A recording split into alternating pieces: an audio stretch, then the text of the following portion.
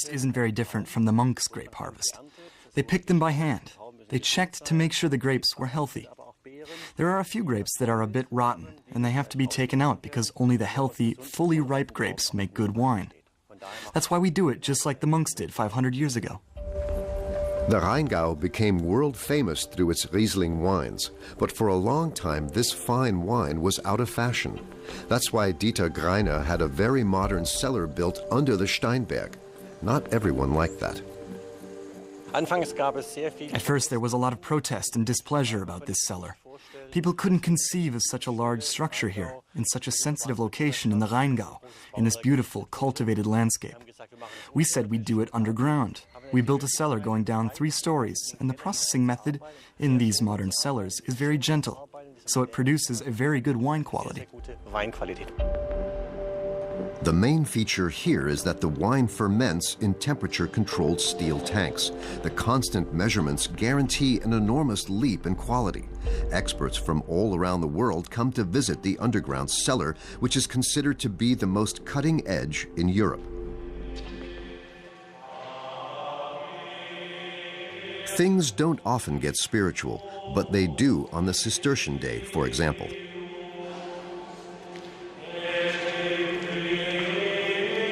A solemn service in the basilica to commemorate the Eberbach monks. A Cistercian abbot celebrates the Mass.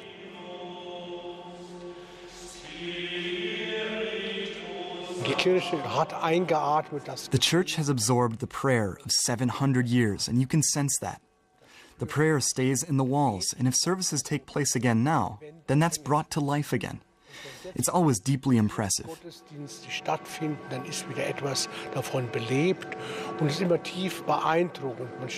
You imagine the monks standing, sitting, singing, and praying shortly after midnight, and then early in the morning again.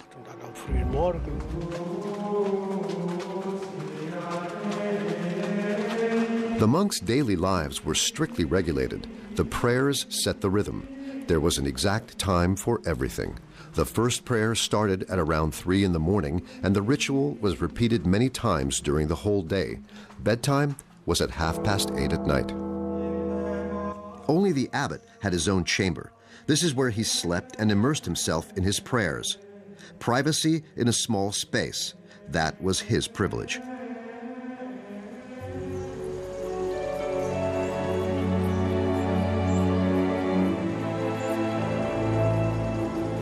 Günther Ringsdorf knows all of the filming locations of The Name of the Rose. There are traces of the film everywhere. That's the forbidden door from the film The Name of the Rose, where Connery believed he would find the Book of Laughter that could explain the murders to him. But believe me, there's no library behind there. Today, this door is open for just one man, Stefan Hölke, a bat expert. Countless of these nocturnal animals nest in the monastery's huge old attic. Stefan is going in search of them. The bats were almost driven out during the extensive refurbishment of the rotten timbers. Now they're slowly returning, and to know where they are, Hölke examines their excrement. The feces aren't disgusting because they're dry and crumbly, but also odorless, and they don't leave a mark on my hand. It's pure chitin, so it's not like mouse feces. From the amount of feces, you can see how many bats come to this attic. The feces alone aren't enough. Hölke is worried that the shy animals have all left.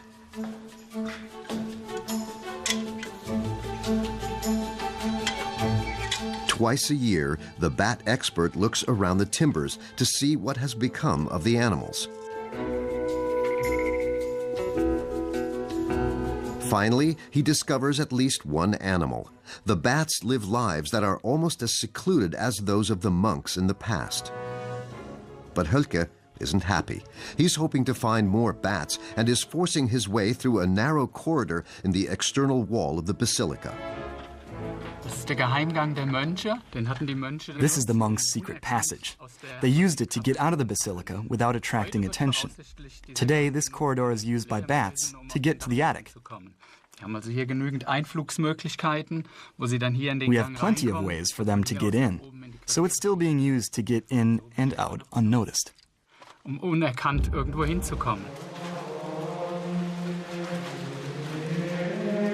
In the monastery's cloister, led by the abbot, the monks proceeded to Mass here, introspective, silent, in dialogue only with the Almighty.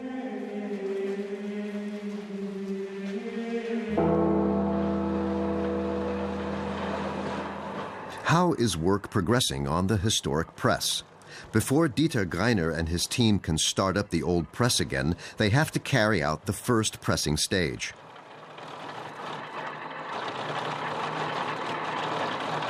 To make the pressing process as historically accurate as possible, they're making do with as little modern technology as possible. The monks knew a lot more than we think they did. They really understood the processes. They knew how to press the grapes gently. The initial pressing here produces a clear juice, and they knew they couldn't press too strongly, and they shouldn't press the stalks and things like that. Of course, they had a good palate, too. They tasted it and knew what tasted good. Maintaining the monastery costs around €2.5 million every year. It's money that's to be made in part through weddings. Happy couples can hire the venue for just €300, but if it's to be more lavish, there's no upper limit.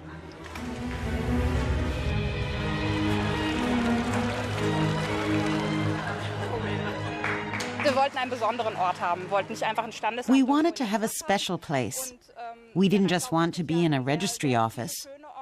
And the Rheingau has lots of lovely places.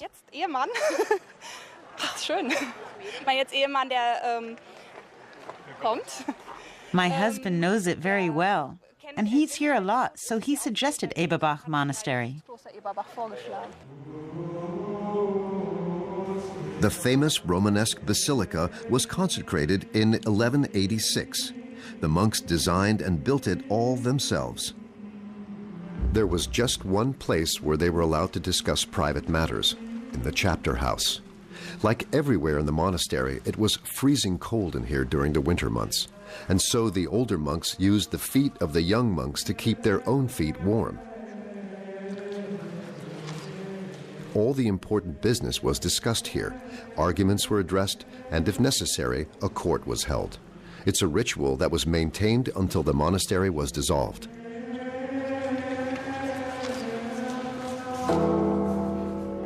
In 1803, after the French Revolution and the Napoleonic invasion, the monks of Eberbach had to flee. The monastic furniture and fittings were sold off cheap or destroyed. A turbulent period began for the venerable buildings. The monastery was even used as a women's prison and a madhouse. For decades, it just rotted.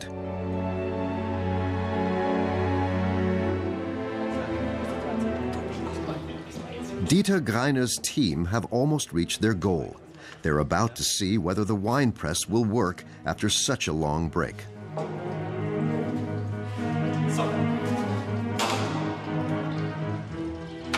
It's operated by hand, just as it was by the monks many hundred years ago. And indeed, the first must is coming through. Decades later, the press is still working. Just like the monks, the wine experts can hardly wait to taste the fresh grape juice.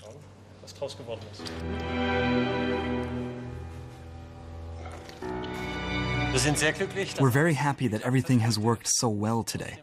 We're still surprised that the juice coming from this press is so crystal clear. It's as if it's been filtered. The monks really knew what they were doing. They introduced these large presses with the filter cakes. That creates a wonderful juice that's excellently suited for wine production. But it'll take a while before this wine finds its way into the monastery's treasure chamber. The monks stored their best wines in the sanctum.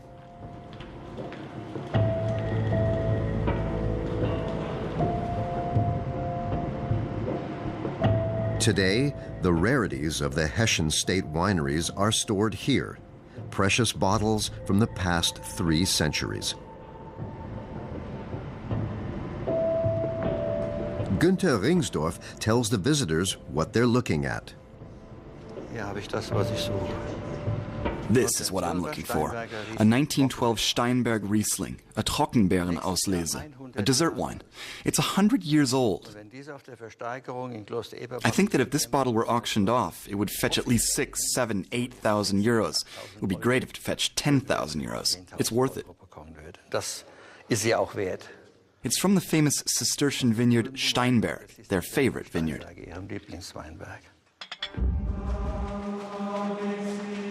After the work was done and the evening prayer was over, the monks went to bed early. They all slept together in an unheated room, the monks' dormitory, lying next to each other on straw sacks with nothing much to cover them. They didn't take off their habits at night so as to be ready for prayer at any time.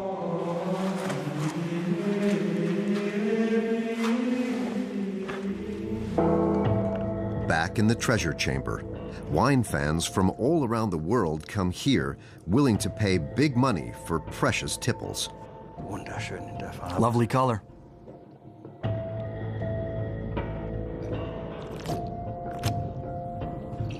Günther Ringsdorf has opened a 1971 Riesling, but in truth, he dreams of other wines. When you drink a wine from 1759, you close your eyes and think, what was going on then? Mozart. The monks were still living here. You can sense, smell, and taste that time through the wine. It's fascinating. You just have to close your eyes, and you hear the music of that time, and you see the people in front of you. Und hörst die Musik der Zeit, siehst die Menschen der Zeit vor dir. Eberbach Monastery. It's the story of the people who built one of Europe's most beautiful monastic complexes with their incredible will. The task today is to preserve the monastery's dignity while using it to make money. It's a difficult balancing act.